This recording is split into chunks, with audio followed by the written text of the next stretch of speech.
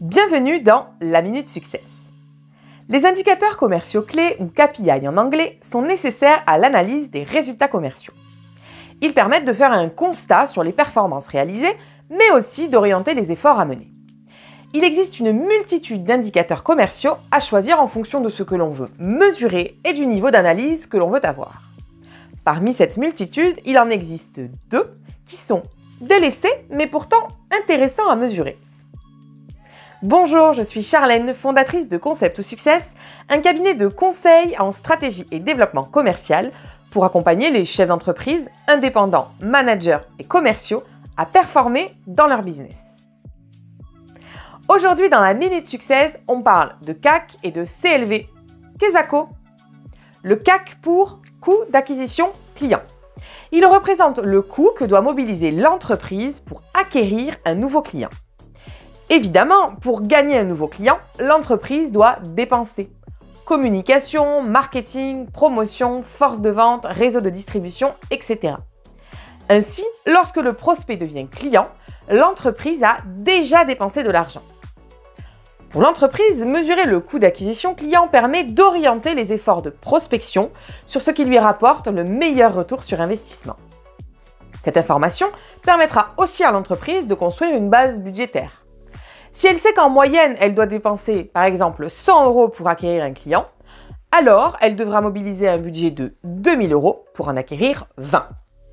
Le coût d'acquisition client s'obtient en divisant le budget d'acquisition, c'est-à-dire toutes les dépenses mobilisées pour acquérir un client, par le nombre de nouveaux clients acquis. La CLV pour Customer Lifetime Value ou valeur vie client. La Customer Lifetime Value correspond à la somme des profits générés par l'entreprise tout au long de sa relation avec le client. Elle permet de mettre en perspective ce qu'apporte le client à l'entreprise par rapport à tout ce qui a été dépensé pour le gagner. Elle révèle en fait la qualité de l'expérience client en mesurant notamment la durée moyenne de l'engagement client. La CLV permettra aussi de connaître les différents segments de clientèle les plus rentables et de définir des actions à mettre en place pour travailler sur le parcours client. Le calcul de la Customer Lifetime Value nécessite des calculs intermédiaires. Panier moyen, fréquence d'achat, durée de vie, coût d'acquisition client et coût de la rétention client.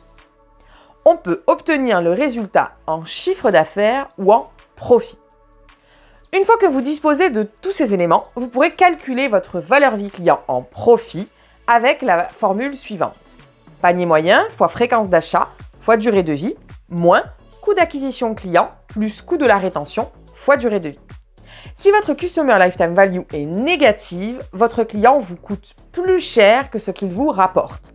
Il est donc temps d'agir.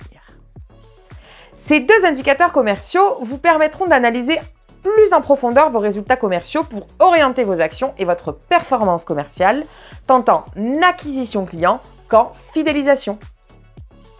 Merci pour votre attention à la Minute Success du jour. Vous pouvez vous abonner à notre chaîne YouTube en bas à gauche, rester informé de nos actualités en activant la cloche et cliquez sur le pouce bleu si la capsule vous a plu.